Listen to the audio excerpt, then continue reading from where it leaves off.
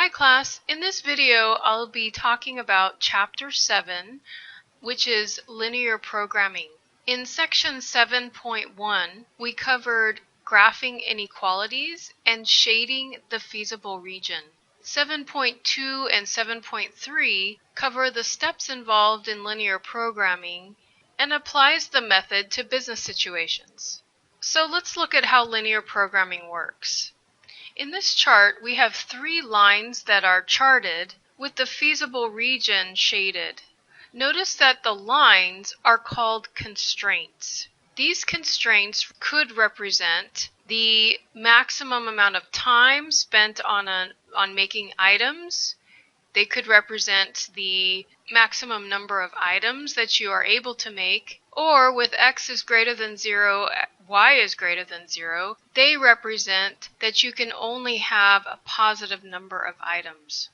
So with the shading inside of these lines, the feasible region is said to be bounded. Today we are going to find the objective quantity that maximizes a function. So let's look at an illustration of that. If I were to take the objective function 2x plus 5y and graph it across the feasible region at 0, 5, 10, and 15, this is what it would look like. The corner point theorem says if a max or min exists, it will occur on a corner point. And in fact, the maximum does exist at z equals 12.25. And that is this green dashed line here. So the function looks like 2x plus 5y equals 12.25. This is called our maximum. The maximum will always occur at a corner point, and it occurs at the corner point of 5, 2.25. So if we have a feasible region shaded, and we can find the corner points of that feasible region, then all we need to do is plug it into what's called the objective function to find the maximum. So first, let's look at some key terms. The first key term is objective quantity or objective function. This is the function that you are trying to maximize or minimize. And you will find this function within the word problem, usually at the end. The second term is constraints. Constraints being time, number of items produced, or money. Those are the inequalities that you graph. The feasible region is the shading inside of those inequalities, and the corner points are where the lines cross. So let's look at the steps that we need to follow, and then we'll try an example. The first step is to define the variables. And this is normally what we do when we're working on word problems. We define x and we define y. Second step, find the constraints. So make inequalities out of the information that's given. Number 3, find the objective function. The objective function is the function that you want to maximize or minimize, and that's also going to be in the word problem. Number 4, graph the constraints. So we're going to graph the inequalities, which is graphing the lines and then shading. Number 5, find the corner points. So find where each of those lines cross. Number 6, plug each corner point into the objective function to find the max or the min. And the word problem will tell you whether to find the maximum profit, for example, or to find, for example, a minimum cost. So now let's try our example. Kevin is an auto mechanic. He spends 3 hours when he replaces the shocks on a car and 2 hours when he replaces the brakes. He works no more than 48 hours a week. He routinely completes at least 2 shock replacements and 6 brake replacements a week. If he charges $500 for labor replacing shocks and $300 in labor for replacing brakes, how many jobs of each type should he complete a week to maximize his income? So our first step is to define the variables. We know that he is replacing shocks and brakes. And so we're going to make X equal to the number of shocks completed and Y equal to the number of breaks completed. Now let's take the first piece of information and create an inequality out of it. He spends 3 hours replacing shocks and 2 hours replacing brakes, and he works no more than 48 hours a week. So we can create an inequality that illustrates the number of hours spent per week on brakes and shocks by writing 3 hours times the number of shocks gives the total number of hours per week on shocks, plus 2 hours to replace brakes times the total number of brakes replaced per week is no more than 48 hours. So that means that this needs to be less than or equal to 48 hours. The next piece of information says he routinely completes at least 2 shock replacements. At least 2 shock replacements. So that means it could be 2 or more. The number of shocks replaced can be 2 or more. So to express that in an inequality, it looks like X is greater than or equal to 2. Then he routinely completes at least 6 brake replacements a week. So Y is greater than or equal to 6. Lastly, he charges $500 in labor for shocks and $300 in labor for brakes. Now this is the last piece of information, and this is what needs to be maximized. So this is going to be our objective function. So if I multiply 500 in labor for replacing shocks times the total number of shocks replaced in the week, I'll have the total revenue brought in by replacing shocks. Also, if I multiply $300 in labor for replacing brakes times the number of brakes replaced per week, I'll have the total revenue that's brought in for replacing brakes. So this is the function that we want to maximize, and we'll do that at the end.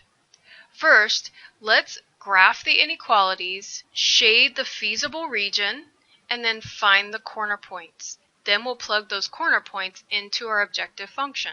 So to graph these 3 inequalities, the first thing I'm going to do is make an XY table, and I'll graph the equality. So plugging in 0 for X, I get 24 for Y, and plugging in 0 for Y, I get 16 for X.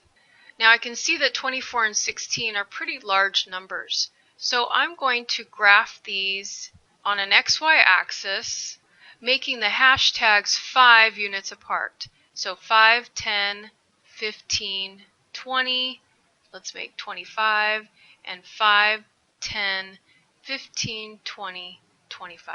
Alright, so over 0 up 24, and over 16 up 0, and I'll make my line through those 2 points. So the next thing I can do is make an XY table for X is greater than or equal to 2, and I'm going to graph the equality, which is X equals 2.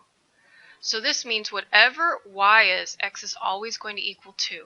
So I think I'll choose Y being, let's say, 5, and X is 2, and Y is 10, and X is 2. Okay, so if X is over 2, Y is 5, there's my first point, and X is over 2 and Y is 10, there's my second point. So this is going to be a vertical line. And for my last inequality, I have Y is greater than or equal to 6, and I'm going to graph Y equals 6. So in my XY table, Y is always equal to 6, and I'm going to make X 5, so go over 5 up 6, and then X equals 10, go over 10 up 6. So over 5 up 6, and over 10 up 6, this is a horizontal line through Y equals 6. Okay, so to graph my feasible region, I need to determine if I'm going to shade above this line or below this line in my first inequality. If I choose 0, 0, I get 0 is less than 48, which is a true statement. And so 0 is less than or equal to 48. That is true. That means that I can shade everything below this line towards 0, 0. The next one is y is greater than or equal to 2.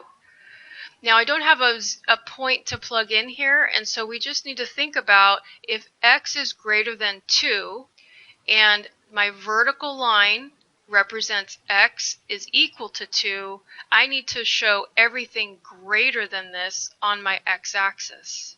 And so showing everything greater than 2 is the area to the right of the vertical line.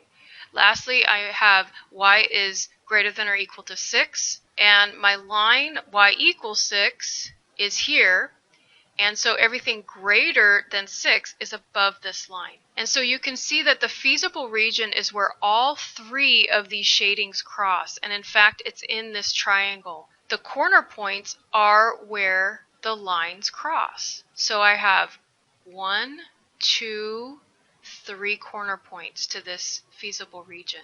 I need to list those corner points and then plug them into my objective function, and that will give me the max. So the first corner point, let's look at this corner point up above here. This line is x equals 2.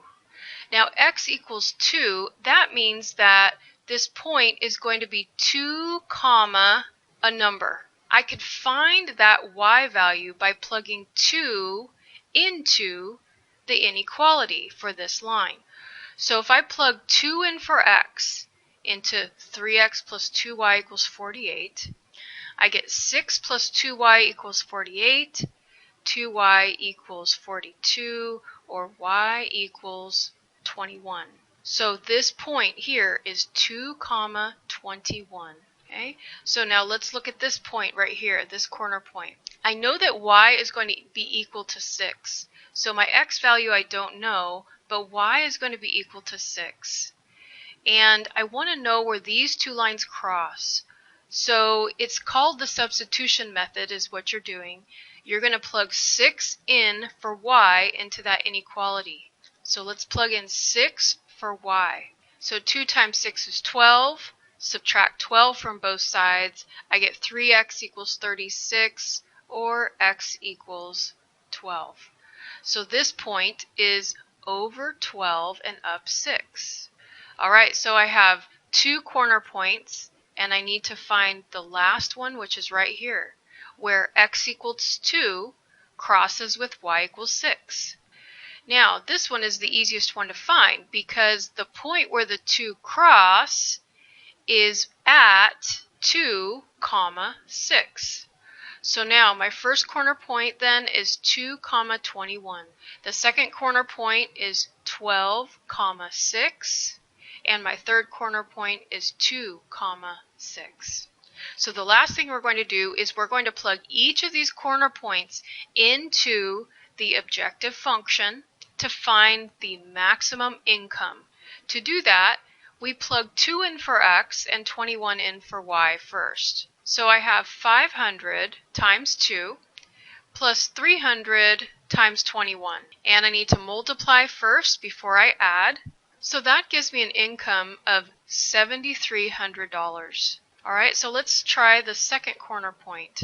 In this one I have 500 times 12 plus 300 times 6. And that gives me an income of 7,800. Lastly, I have 500 times 2 plus 300 times 6. And that gives me an income of 2,800. So as you can see, 7,800 is the maximum income, and that income can be brought in by making 12 shock replacements and 6 brake replacements. Maximum income for the week is $7,800. So that you can see that we can find that maximum income by modeling the data using inequalities and then using the corner points of the bounded region by plugging them into the objective function. So now it's your turn to try. Make your graph as clear as possible, and of course, let me know anytime if you need help or you want to check your work.